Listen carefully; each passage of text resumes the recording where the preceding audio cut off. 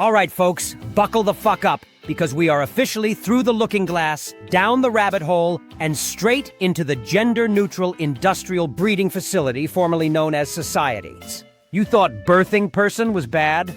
Like that wasn't already the cringe final boss of woke linguistics? Oh no, that was just the pregame. That was the warm-up act. Because now, somewhere in the darkest corners of academic hell and progressive Twitter, they've decided that inseminated person is the correct term for women who get pregnant. Inseminated person. Jesus H. Fallopian Christ, who the fuck greenlit that? That's not a term. That's not language. That's something you hear whispered in a courtroom during a high-profile livestock abuse trial. What used to be a miracle, what used to be sacred, human, poetic, is now something that sounds like a biology experiment gone wrong in a Soviet lab. You don't even sound pregnant.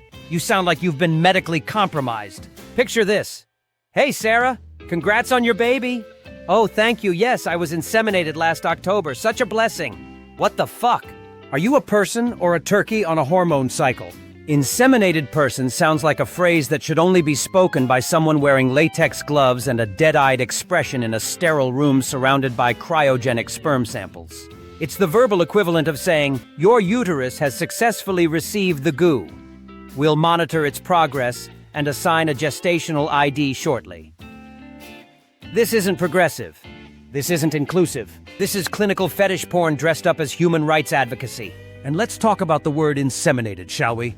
Nobody, and I mean nobody, wants to be referred to as inseminated outside of a medical malpractice lawsuit. It's not romantic. It's not inspiring. It's something a detective says when investigating a crime scene with too much blacklight. Inseminated sounds like a war crime or a deleted scene from Alien. You didn't get pregnant, sweetheart. You got impregnated by a facehugger, and now we're waiting to see if it hatches. You know who else gets inseminated? Cows! On farms, with long gloves and no safe word. So, congratulations, feminism. You went from hear me roar to moo, I've been inseminated. And don't even get me started on what we're supposed to call the other half of this majestic process. If one person is the inseminated person, then obviously the other is the inseminator, right? Oh yeah, real sexy. My boyfriend and I are expecting. I'm the inseminated person. He's the inseminator. We're registered at Target and Planned Parenthood. Sounds like you conceived during a fucking cyborg ritual. Let me guess, their kid will be a spawn-bearing juvenile unit, right? And this isn't just some random fringe word. This is being adopted in academic literature, activist spaces, and even healthcare language. Because why say mother or woman or literally anything with a soul when you could sound like a warehouse employee describing shipment status for human embryos? What's next? Calling fathers ejaculatory stakeholders? Calling love reciprocal gamete enthusiasm? Are kids now involuntary genetic mergers? Fucking kill me. We are replacing one of the most deeply human, biologically female experiences, gestation, motherhood, fucking life creation, with a term that sounds like a rejected chapter from The Matrix. And let's not forget this all comes from a place of inclusion. We're told that calling women inseminated persons is necessary to avoid excluding trans men and non-binary folks who can get pregnant. Okay, fine. Let's play that game. If you can get pregnant but don't identify as a woman, I fully support calling you whatever you want. You want to be called a pregnant trans man? Fine.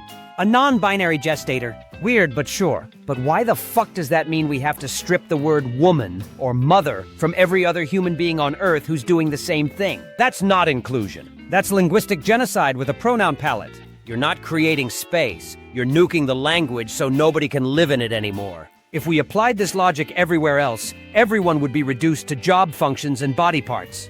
Teachers would be knowledge facilitators. Waiters would be plate displacement units. Women would be inseminated persons. And men? Let's be fair. Which brings me to the elephant in the glitter-covered room, gay guys. You know where I'm going. If we're using the term inseminated person to describe anyone who's received sperm, then, y'all better start handing out pamphlets at Pride. Because last I checked, plenty of men are getting inseminated every weekend. Willingly, enthusiastically, and with premium cocktails involved. So are bottoms now non-gestational inseminated individuals? Do they get loyalty punch cards? 5 inseminations gets you a free brunch and a chest binder. Hell, Grindr better update its profile options. Top bottom verse, inseminated inseminator by. Curious ejaculatory receptacle, and don't even pretend you're not picturing it. Some poor guy at TSA. Sir, Have you been exposed to any bodily fluids recently? I identify as an inseminated person, actually. Great. Please proceed to the latex glove line. This is the logical conclusion of woke semantics. At this point, we might as well call sex what it is in woke speak. Coordinated seminal transfer and identity-affirming penile collaboration. Sounds romantic, right? Nothing sets the mood like saying, "Inseminate me, daddy. Initiate reproductive upload protocol." But wait, we're not done? Because we've already got other equally horrifying woke phrases in circulation. Chest feeding. Because breasts make someone feel left out. People with uteruses. As if women are walking gonad containers. Menstruators. Because you're no longer a woman, you're a fucking side effect. And now inseminated person. The linguistic equivalent of a lab report soaked in trauma. It's like we asked ChatGPT to describe pregnancy without offending anyone with a Tumblr account from 2013, and this is what it spit out. And here's the deal. You don't need to obliterate womanhood to validate someone else's identity. You can support trans people without calling your wife a seminal deposit recipient. You can respect non-binary people without turning women into biological vending machines with a SKU code and a fluid intake slot. Here's an idea. If someone gives birth and they want to be called a father or a trans man, cool, call them that.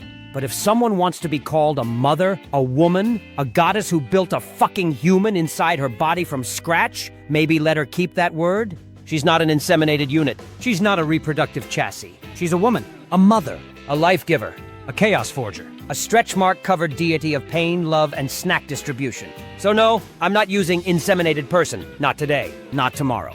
Not even ironically in a Mad Max reboot starring Margaret Atwood and a turkey baster. You want to call yourself that? Cool. I'll call you whatever you want.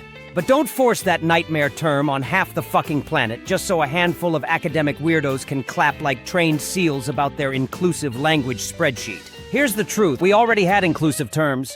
Pregnant person worked fine. We didn't need to evolve into insemination receptacles with hopes and dreams. Words matter. And if your words make people feel like medical equipment instead of humans, you're not helping. You're just coating misogyny in rainbow paint and calling it progressive. So to wrap it up, here's my position. You call my mother an inseminated person. I call you a sentient queef with a Tumblr degree. Fair trade.